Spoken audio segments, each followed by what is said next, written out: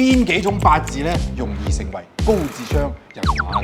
有咩日元咧係會代表咗聰明啊？所有嘅歲元都好聰明。其他4個五行唔係唔聰明，其中一個十神咧都會特別有智慧同埋聰明嘅。咁係邊個十神啊？我問下你啦。傷官配印就絕頂聰明。睇下有冇全部前嘅你啦。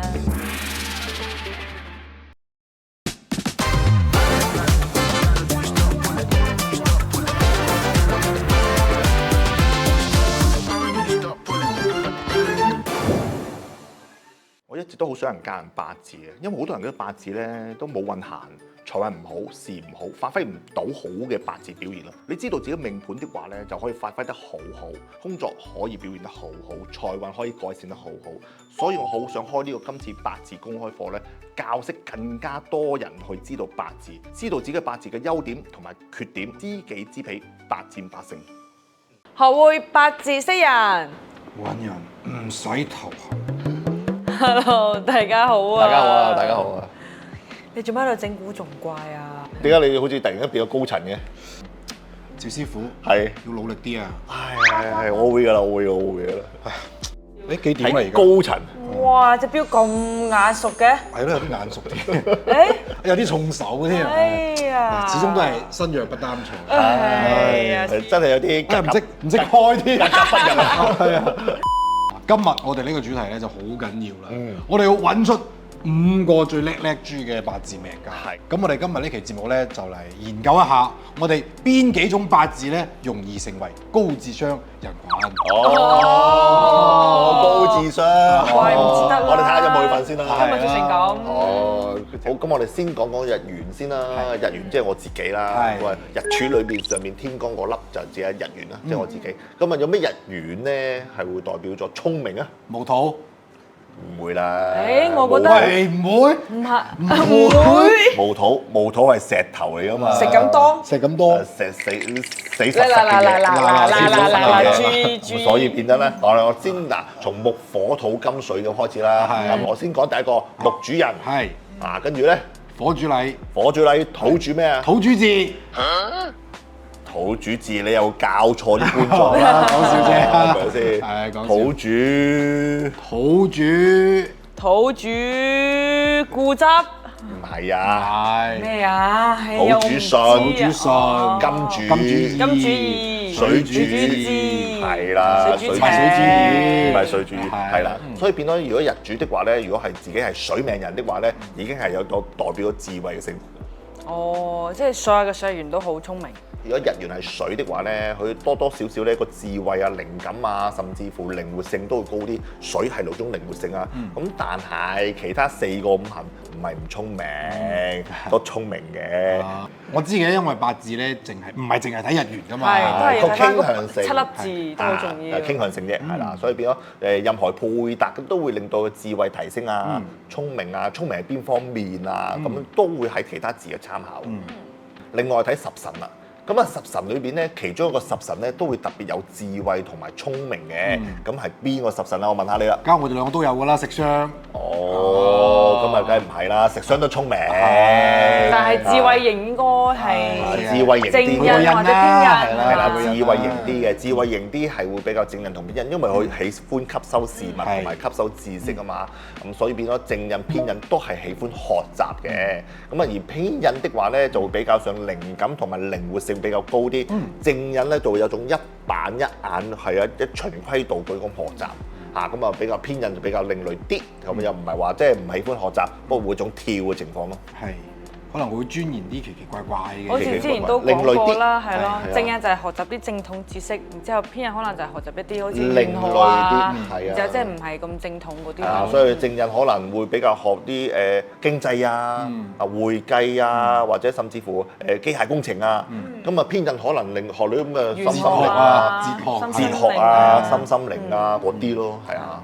坊間都有一句話嘅，叫做傷官配印就絕頂聰明，所以足以可以見到呢兩個十神係幾重要嘅智慧。咁啊，所以變咗咧，嗱頭先你講傷官配印啦，所以代表印星係吸收事物啊嘛，係吸收知識啊嘛。咁我哋又有 input 都有 output 噶嘛，係咪先？食傷就代表 output 啦，所以變咗食傷星代表咗知識嘅才華嘅表現啊。所以佢都聰明，但聰明嗰種性質啊，甚至乎表現嗰種性咧係另一樣嘢。所以食神咧係會有啲品味啊、個性啊嘅表現嘅。咁你睇下嗱，食神格怪唔之得㗎嘛有表現啦。今日就唔使扮日本人啦。係啦，咁而雙官格咧係一匹野馬啊，開創啊、創新性啊，咁啊甚至乎想法咧都會有啲突破性嘅。哦，係。所以成日嚟講啦，印咧就係我哋吸收知識嘅能係啦力，而我哋嘅食傷咧就去輸出呢啲知識嘅能力。係啦，因為事關佢係新我同埋我身係啦嘅分別咯。咁事不宜遲啦，我哋快啲開始今日嘅主題啦。但係咧，在此之前，我要考下你，考啲乜嘢啊？就係我哋要將每一個五行屬性嘅都要挑出嚟最聰明嗰個。哦，又未必係最聰明啊，就比如喺啲領域上或者喺啲範疇上咧，比較特別會特別啲，會特別叻嚇，識得好，識得諗辦法，同埋喺嗰個領域上咧係特別突出啲咯。哦，咁睇下有冇屏幕前嘅你啦。咁啊木嘅開始咁啊有條柱咧係月卯嘅，係月卯。咁啊月卯咧因為想陰木坐陰木。月卯日柱的話咧，佢呢種人咧比較上識得睇位。佢喺經濟領域裏邊咧，佢識得唔同部門、唔同公司、唔同環境裏邊咧，識得好揾機會。哦，即係游刃有餘。係啊，啲資源整合能力好強。係咁啊，所以變咗嗱，卯有桃花腳咯喎，好識得咧人情世故啊，好識得個人際關係個拉攏啊、籠絡嗰方面咧，亦都特別強。而且月木又係主佢呢個人比較柔軟啦，即係能屈能伸啦，月木啊嘛，所以變得咧，佢雖然係月木陰木坐陰木，佢但係冇佢陽木坐陽木嗰種咁強。嗰度直不甩啊！嗰啲係啊，係陽坐陽啊，直不甩啲嘅。陰坐陰咧係識得，好啦，唔緊要啦，咪識得走位啊，識得變通啊。陽木坐陽木冇咁變通能力冇咁強。我覺得其實幾好啊，即係佢雖然月木俾我哋感覺係小草啦，係柔軟嘅，但係咧佢又有強根喎，即係其實佢就係佢變成咗韌啊，佢就唔係軟啊，係韌啊。係啊，如果月木日柱的話咧，再見到月支即係月令啦，係卯的話，佢更加之強勁。如果卯月的話咧，佢就見六格啦，咁啊見六格咧的話咧，佢個個性更加之強，同埋幾難的話咧，佢都諗到辦法去點樣處理，同埋可以揾到好多人幫手。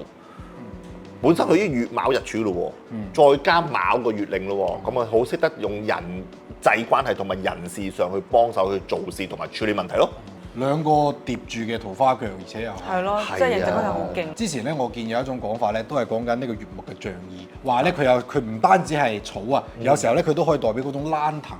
嗰蘭藤咧，佢可以依附喺任何嘅植物啊或者牆壁上面，邊個勁邊個硬，佢就可以黐上去。係啊，佢就會越嚟越壯大。係啊，證明你有聽書啊。係，我喺垃圾桶度。所以變咯，有垃圾桶。係啦，咁啊卯木的話咧，即係陰木啦，所以變咗喺惡劣環境之下，或者甚至乎有一啲好峭壁啊，或者甚至乎一把火燒晒個山的話，小草就最快生長。春風吹又生。係啊，野火燒不盡。咁我覺得有啲似嗰啲上市公司嗰啲老闆咯，即係因為佢要傾生意啊嘛。係啊，似投行嗰啲人。所以變得佢好容易喺啲競爭對手裏邊咧，係揾啲幫手同埋同事咧去搶生意。哦，咁師傅啊，我哋又再 update 一下。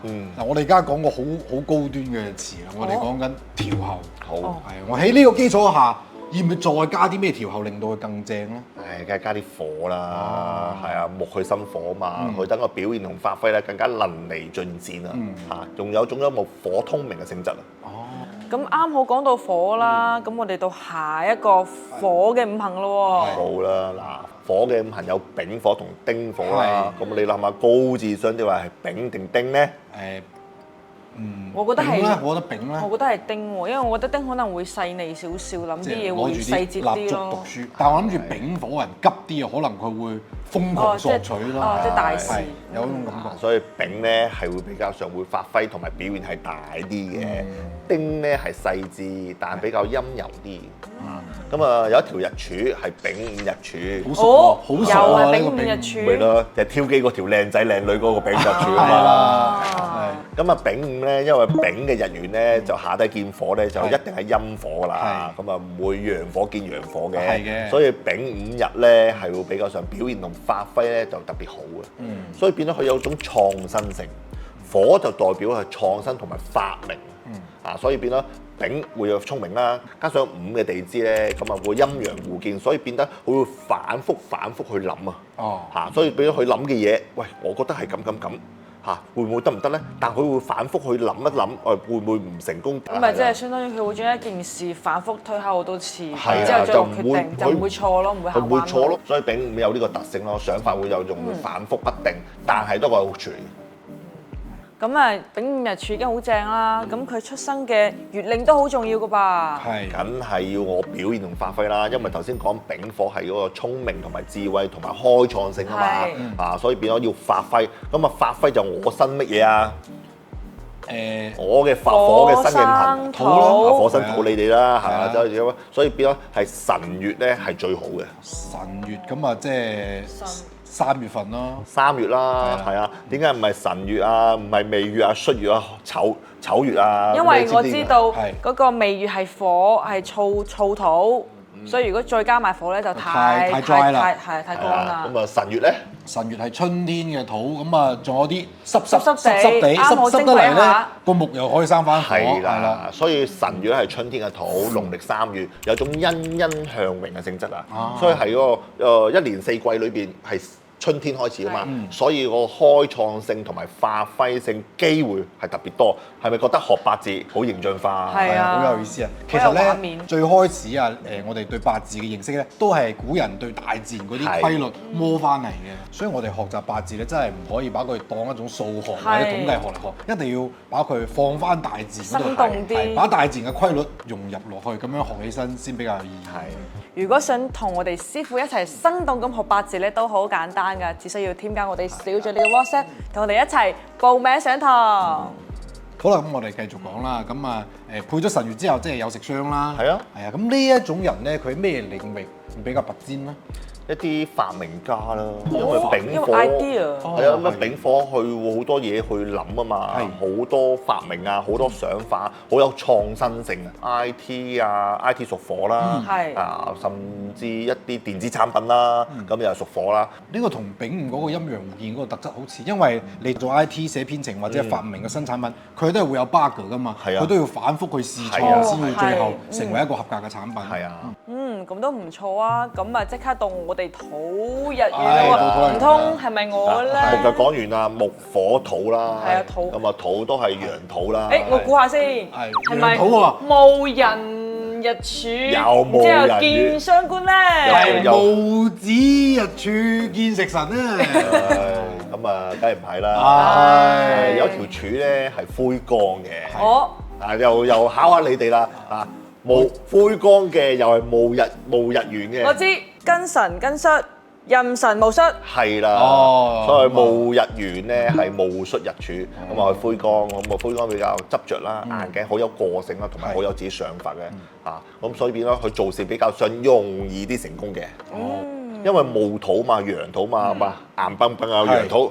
係啦，好有自己個性啊嘛，佢又夾住我噶嘛，死實嘅，咁所以變咗佢又仲有種比肩嘅情況，因為坐翻戌啊嘛，又係比肩，所以變咗佢認為啱嘅嘢做事咧，佢堅持到底，土主信啊嘛，所以變咗好俾人有種有信任嗰種感覺，好有責任感，好有責任感，係啊，好穩重嗰種情況，即係我哋而家高山，哇，好有穩重嘅安全感啊！所以變咗戊戌日的話咧，佢做事俾人感覺上咧穩重啦、踏實啦、安全感啦，靠譜啊！好靠譜嘅嗰種感覺啊，係啊！即係如果佢自己想去做一啲嘢咧，佢認咗呢件事咧，佢一定會打破個頭都要做到底，係堅持到底。任何人講嘅嘢咧，佢都唔會聽。咁我誒大膽估下啦，個月令應該係要七煞先得。啱啦！哇，你點估到嘅？因為你要行動啊嘛，佢咁固執，一定係行動力好足啊嘛。啱啊！因為戊戌咧係有個性啊嘛，即係要有行動力。但係本身如果係七煞的話咧，即係人月啦，嗰人月咧就會推動佢嗰種行動同埋嗰種變革啊。嚇，所以變得佢有好有信任感，同埋有自己想法。佢又會有七殺的話咧，佢可以創新同埋變革，令到佢守舊嘅嘢咧就會再打破，再做過嗰種性質。佢就唔會太過傳統守舊，唔會太過傳統啦，佢都會革新一下。所以變咗呢種人咧，裏邊咧，佢做嘢嗰方面咧，佢唔中意太過保守，希望將一啲舊有嘅嘢咧改革，嚟令到個制度同埋個環境咧都有種革新同埋係變好嘅情況。咁啊好啦，又知道佢係戊戌日柱啦，又知道佢係人月係七殺格啦。咁我考下你啦，咁啊你啲八字叻咗咁多，佢係適合喺邊啲範疇度做嘢？計我一諗，我肯定諗個偏門啲嘅典當行。點當？點解啊？你唔覺得做呢啲古董嘅呢啲嘢咧？呢啲奢侈品呢啲嘢咧，你一定要好鑽研佢。你認定佢係真嘅，佢就係真嘅。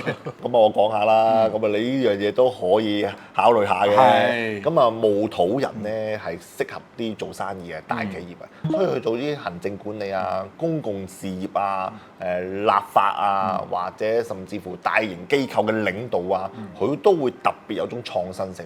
佢可以處理好多阻滯同埋好多難題嘅工作嘅，因為事關佢喜歡改革同埋創新同埋打拼啊嘛，七殺好有打拼嘅精神啊嘛，所以又會好平衡各方嘅利益喎。因為土主信啊嘛，佢會考慮好周詳嘅情況，佢好具備嗰種挑戰性同埋眼光啊，去執行佢自己嘅想法。咁啊，睇我啲性格都好難做立法會議員㗎啦，好適合做呢份工。唔緊要，下期再單獨講我哋嘅。係咁我哋後面就到金㗎啦噃。係啦，金咧有個日柱咧就會比較上特別啲嘅，係辛卯日柱咯。辛卯，係啊，辛咧係一陰金啊，佢對於細緻鑽研同埋思考嗰方獨特性咧係特別叻啲嘅，特別出眾啊。而卯咧係桃花腳啦嘛，卯有種審美眼光同埋愛美啊。師傅講呢個 job 咧，喺古人嘅世界度就似攞住把辛金，即係我哋嘅小刀啦，去雕琢嗰啲木，把佢變成一個工藝品嗰種感覺。係啊，好似嗰啲藝術家，即係中意研究啲飾品，仲有小飾品嗰啲嗰種感覺。係啊，所以辛卯咧係有種藝術家嘅性質嘅。咁我又大膽嚟估一下啦。佢嘅月理應該係火。係點解啊？因為金需要火煉。係啊。咁啊頭先原樣都講過啦，係啊，辛卯好似有揸啲木頭嗰啲藝術家雕琢啊嘛，辛金嗰啲刀仔雕琢啊嘛，咁而佢辛金都要揾啲火去煉㗎，咁啊先會成材啊嘛，咁啊所以變得咧佢有種藝術家嘅風範咧。如果生喺5月的話咧，佢係陰火啊嘛，佢唔係陽火。如果陽火個字字咧，刀都燒溶咗啦，可能太大火。係咁啊，如果陰火個5咧，就會令到呢個辛金咧會有種雕琢愛美，同埋會有種裝飾嘅作用。即係慢慢將佢燒得令霎晒啦，咁你就可以做各種工藝。係啊，有令立立嘅個刀仔的話咧，又挑刻一啲木材啊，或者做一啲雕琢品啊，咁啊先會成為一種貴價嘅藝術品啦。係啊，咁啊已經好好估啦，我已經知道佢哋適合做咩職業啦。我覺得係嗰啲 artist，係同埋嗰啲燒陶藝嗰啲啊，藝術家啦，其實即係我哋畫家之類。放喺現代就唔一定係真係啄木啦，係即係你藝術有好多啊，即係不單止係你畫畫啦、唱歌啦，甚至你電視上電影啊。講嘢啦，講嘢啊，或者係整一啲食物啦、寫劇本啦、寫劇本啦，係啦，咁啊都係一個表現啊。寫劇本即係為俾人去表現啊嘛，都係表現性質啊。咁啊整食物啊、整蛋糕都係。咁啊始終辛金咧有種獨特性同埋鑽研力啊，所以變咗佢諗出嚟或者講出嚟或者寫出嚟都好啦，佢會令到人嗰種感覺咧好有共鳴啊。好啦，咁啊終於到咗我哋水朋友等咗好耐㗎啦，我哋最後水主字嘅水點樣答先會字上加字？水係最智啦，咁啊頭先我哋講丙火咧係喎發揮性同埋開創性比較大啦，咁啊水，但係我已經諗到咗啦，係因為火係丙午，係，所以我反對水就係壬子，係啦，啱啦，係啊，因為陽水下低就見唔到陽水㗎嘛，陽水係會加陰水嘅，係啦，所以大家要知道陰陽嘅問題啦，咁啊有機會將來咧我再教陰陽嘅情況之下咧，大家會明白好多啦。咁之前我哋講過丙午咧就會反覆啊嘛，咁啊壬子咧就會靈活變通啦，靈感都會強啲嘅，靈感會強啲啊，水主智啦，係啦。而且佢可能會諗到啲人哋諗唔到嘅撩楞嘢，因為佢識變通。佢遇到問題咧，我唔一定係一頭撞落去，撞到佢碎為止。咁啊，而且任子咧，佢喜歡吸收事物啦，喜歡學習啦，同埋好喜歡思考。咁我又考下你啦，佢個月令會係咩咧？哇！呢個真係好難喎，我諗先。佢諗到就係七殺啦，咁啊你諗下任子啦，任子需要啲咩啊？嗱，之前師傅有講過嘅，個水太多咧，你要去挖條渠，係啦，你挖條渠，所以引導係咁，所以咧一定要係土。啱啊。咁如果有睇過我哋嘅月度運程嘅話咧，都會知道未土嘅水係好正嘅。係啦，所以係任子日咧，係生於未月咧，係會特別高智慧，甚至乎將佢創意同埋智慧咧，去發揮得淋漓盡致嘅。係點解咧？因為壬水咧有種領導才能，係好喜歡一大班人嗰種性質。所以咧壬水，因為小灣係江河之水啊嘛，一聲啊嘛，佢都唔係貴水，貴水係好少水，好有種自己一個人咁所以壬子咧好似一大班人，一大班人用佢個味嘅性質咧就味係佢正官啊嘛，正官就用佢嘅智慧嚟做啲管理性質，而有一大班人又管理性質，你諗下係做啲咩職業啊？管理一大班人啊，咁啊，哇，好好講㗎咯，大領導咯，係啊，高層啦，起碼都係高層啦。組織者或者策劃咯，其實可以從政㗎咯喎。可以㗎，因為始終又係正官格啦，同埋有智慧啦，咁甚至乎佢係水主智嘅，咁亦都係可以做一啲教學性質嘅。你諗下，教書係咪睇住一大班人啊？係一大班人聽佢講嘢啊！都係將啲知識灌溉。如果你要把教學同政治搭起身，咁就思想家咯。思想家啱啦，係啦，好高識。所以俾佢用個智慧同埋個領導，個領導來自咩啊？正官，有種官仔骨骨嘅情況。咁好似好正氣啊，好有高智慧嘅智者咁行出嚟啊！領導都係教書都係。你諗下，一大班學生喺你面前聽你講嘢啊！係啊。咁5個屬性咧，而家就已經講完啦。火土金水。係啦，大家有冇自己啊？係啦，冇自己都唔緊要啫，我哋都冇嘅，係嘛？有冇先冇你？我自己都冇，冇你係嘛？我唔係好高智慧嘅。所以唔緊要啊，其實每一個唔同嘅呢啲天干或者月令啦，其實都有唔同嘅領域嘅。就算唔係呢5條日柱唔高智慧，都唔代表唔成功嘅。咁啊，大家咧想唔想學習一下八字，睇下自己最啱喺邊個領域咧？咁我哋振龍師傅咧最近咧係有開通咗課程嘅，大家可以添加翻你嘅小助理嘅 WhatsApp，咁就可以上課啦。最後自己學識咗，不單止可以睇自己人，可以睇埋自己仔女啱唔啱。咁我就知道佢以後嘅規劃啦，係咯。係啊。咁啊，我哋今期節目就到呢度差唔多噶咯喎。如果中意我哋嘅頻道咧，記得 follow 翻我哋嘅 channel 啦。咁我哋下期再見啦，拜拜。